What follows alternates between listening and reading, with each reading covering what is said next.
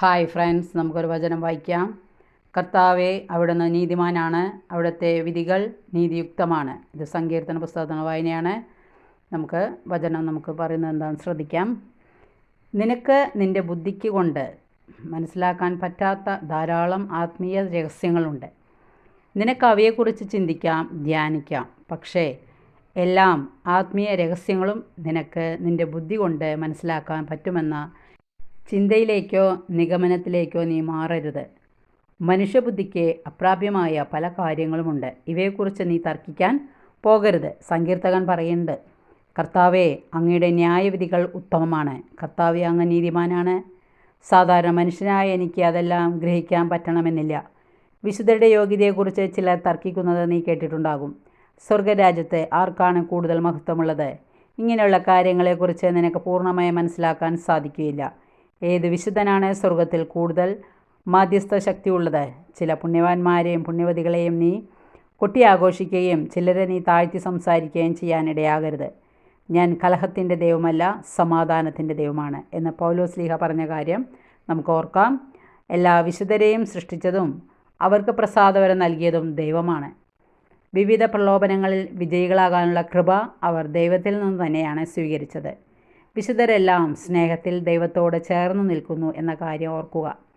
വിശുദ്ധരാരും അവരുടെ യോഗ്യതകളെക്കുറിച്ചല്ല ചിന്തിക്കുന്നത്. അവരെ യാതൊന്നിനും ദൈവത്തിൻ്റെ സ്നേഹത്തിൽ നിന്ന് അകറ്റാൻ പറ്റുകയില്ല. പുണ്യവാന്മാരിൽ ആരാണ് കൂടുതൽ ശ്രേഷ്ഠൻ, ആർക്കാണ് ഒന്നാം സ്ഥാനം തുടങ്ങിയ കാര്യങ്ങളെക്കുറിച്ച് നീ ചിന്തിക്കാൻ പോകേണ്ട. ലൗകിക കാര്യങ്ങളെ വിലയിരുത്തുന്നത് പോലെ സ്വർഗീയ കാര്യങ്ങളെ വീക്ഷിക്കരുത്. ലൗകിക കാര്യങ്ങളിൽ ആ വീട് ഈ വീടിനേക്കാൾ നല്ലത്, ഇങ്ങനെയൊക്കെ നമുക്ക് പറയാൻ പറ്റും. നിൻ്റെ അറിവിന് അപ്പുറമുള്ള സംഗതികളെക്കുറിച്ച് നീ ചർച്ച ചെയ്യാനോ തർക്കിക്കാനോ പോകരുത്. പുണ്യവാന്മാരുടെ വിശുദ്ധിയുടെ ഏറ്റക്കുറച്ചുകളെക്കുറിച്ച് നീ തർക്കിക്കുന്നതിനേക്കാൾ ദൈവത്തിനിഷ്ടം നീ നിൻ്റെ പാപത്തെക്കുറിച്ച് പശ്ചാത്തപിക്കുന്നതാണ്. അതുപോലെ വിശുദ്ധരുടെ പ്രാർത്ഥനാ സഹായവും നിനക്ക് തേടാം. വിശുദ്ധർ അവർക്കുള്ള നന്മകൾ സ്വന്തം നേട്ടമായി കരുതുന്നതേയില്ല. വിശുദ്ധർ അവരവരുടെ കിരീടം ദൈവത്തിൻ്റെ മുൻപിൽ വയ്ക്കുകയും കുഞ്ഞാടിൻ്റെ സന്നിധിയിൽ സാഷ്ടാംഗം വീണ് എന്നേക്കും ജീവിക്കുന്നവനെ ആരാധിക്കുകയും ചെയ്യുന്നുവെന്ന് വെളിപാട് പുസ്തകത്തിൽ നാം വായിക്കുന്നുണ്ട്. സ്വയം ശിശുക്കളെ പോലെ താഴ്ത്തുന്നവർ സ്വർഗരാജ്യത്തിലെ ഏറ്റവും വലിയവരാണ് എന്ന് ഈശോ തന്നെ പറഞ്ഞിട്ടുണ്ട്. ഓർക്കുക, സ്വർഗരാജ്യത്തിൻ്റെ വാതിലിലൂടെ കടക്കാൻ പറ്റുന്നത് ശിശുക്കളെ പോലെ സ്വയം താഴ്ത്തുന്നവർക്കാണ്.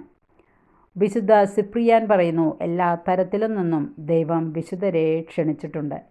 വിശുദ്ധരുണ്ടാകാൻ തിരുമനസ്സായിട്ടുമുണ്ട്.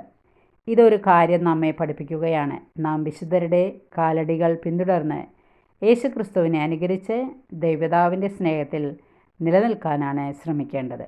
നമുക്ക് പ്രാർത്ഥിക്കാം. ഈശോയെ, ശിശുക്കളെ പോലെ സ്വയം താഴ്ത്തി എളിമയിലും സമർപ്പണത്തിലും ജീവിക്കാനുള്ള കൃപ എനിക്ക് നൽകണമേ എന്ന്. വായന ഇഷ്ടപ്പെട്ടെങ്കിൽ ലൈക്ക് ചെയ്യുക. Okay, thank you, by.